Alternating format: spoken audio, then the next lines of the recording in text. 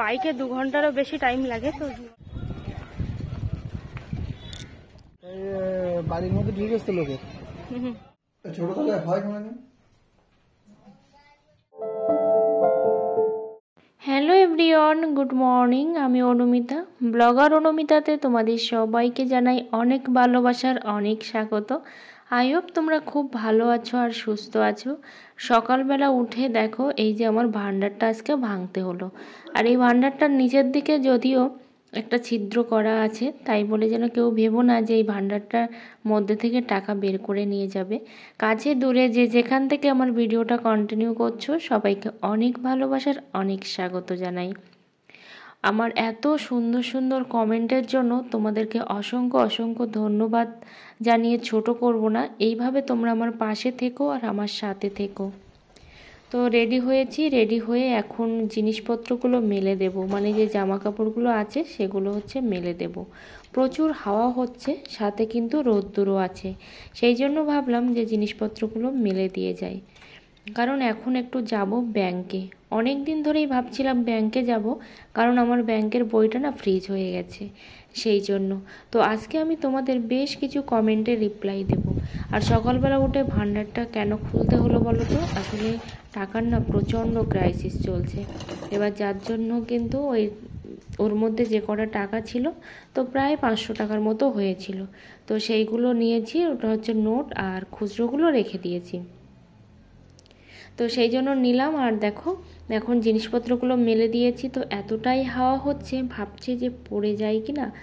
চৈতালি দাস, তুমি নিজের মনকে শক্ত করে যে এগিয়ে যাচ্ছ, এটাই অনেক অনেক ভালো থেকো।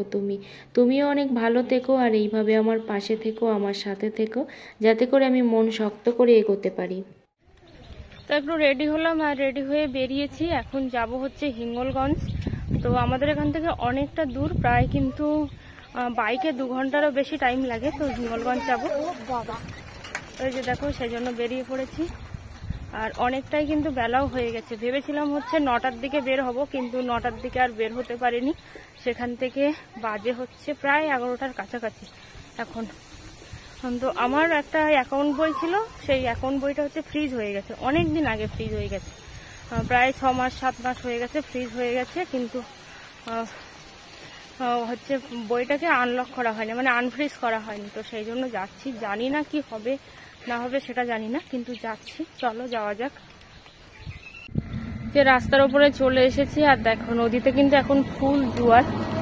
তো শরীরটা যেহেতু একেবারেই ভালো নেই, সেই জন্য কিন্তু প্রচুর একটা কষ্ট হচ্ছে, আর বিশেষ করে খুবই রোদ্দুর, তার জন্য। সুন্দরবনের মানুষের কিন্তু বেশিরভাগ জীবনযাত্রাই মাছ কাঁকড়া ধরা।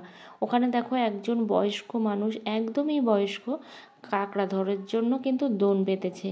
তো এইভাবেই কিন্তু সবার সংসার, সবার জীবিকা কিন্তু নির্বাহ হয় এই সুন্দরবনের জঙ্গলের মাছ কাঁকড়া দিয়ে। তো এখন বেরিয়ে পড়লাম, আর এখন রাস্তা দিয়ে যাব।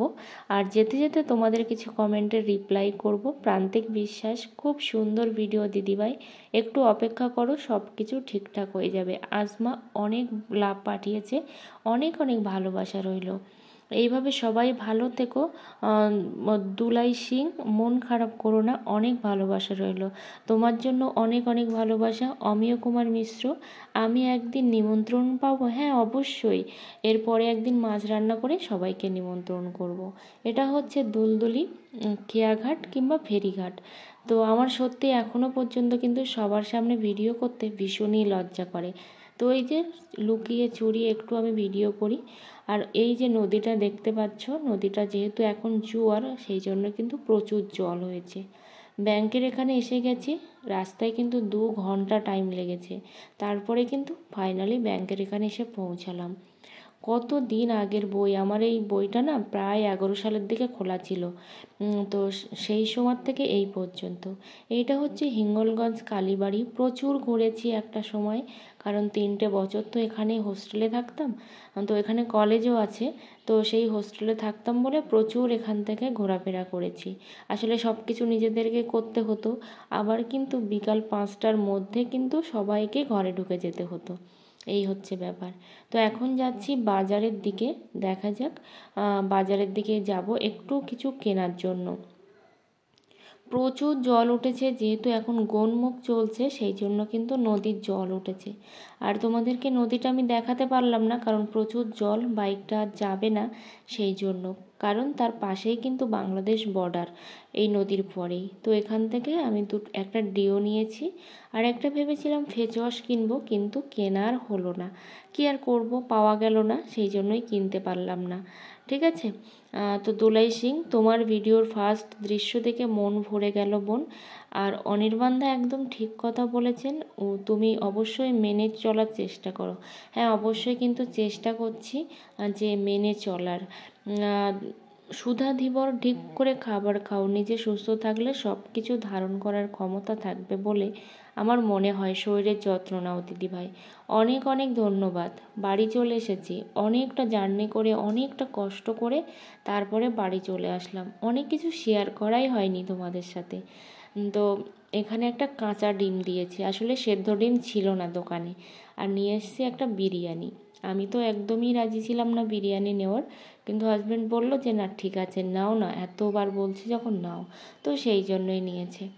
তো কী আর করা যাবে, আর বিরিয়ানি তো আমার খুবই ফেভারিট একটা জিনিস।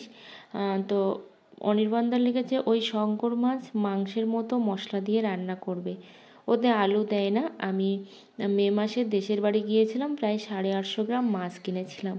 অনেক অনেক ধন্যবাদ।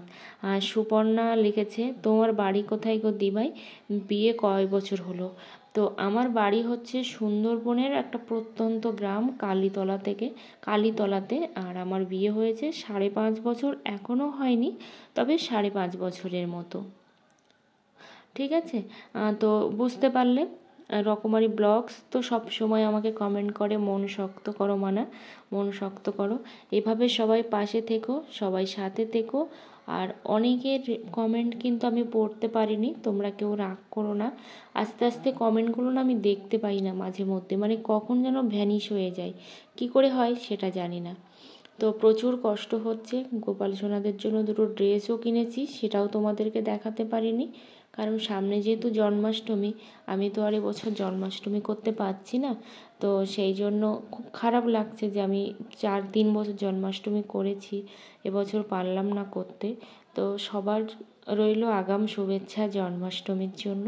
সবাই অনেক ভালোভাবে কিন্তু জন্মাষ্টমী পালন করো।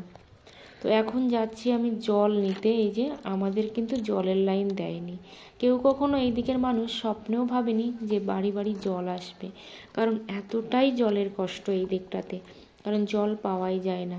তো ফাইনালি জল এসেছে, কিন্তু এখনও কষ্ট রয়েছে।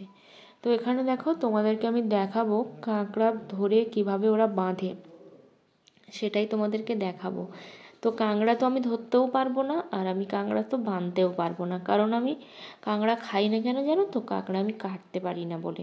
তো এটা শুনলে হয়তো খারাপ লাগবে সবার, কিন্তু আমার কিছু করার নেই, সত্যি আমি খুব ভয় পাই কাঁকড়া ধরতে। তো এই যে দেখো কিভাবে বাঁধছে, আর এইগুলো হচ্ছে নদীর কাঁকড়া, যেগুলো দিয়ে কিন্তু সুন্দরবনের মানুষের জীবন চলে। আর এই কাঁকড়াগুলোকে না গ্রেট কাঁকড়া বলে।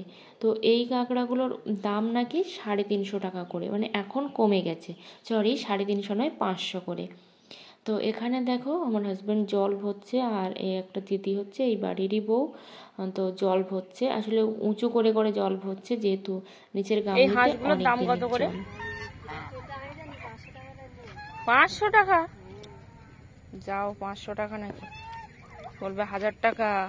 ওই যে অনির্বাণদা বলেছে কুলেখাড়ার রস খেতে, সেই জন্য দেখো এখানে কুলেখাড়া কিনে নিয়ে এসেছি। আর সব সময় চেষ্টা করব সবার কথা মতো চলার, কারণ আমাকে তো অ্যাডভাইস দেওয়ার মতো তেমন কেউ নেই। তো তোমরাই আমাকে যেভাবে চলতে বলবে আমি সেভাবেই চলবো। অনেক ভালো থেকো, অনেক সুস্থ থেকো।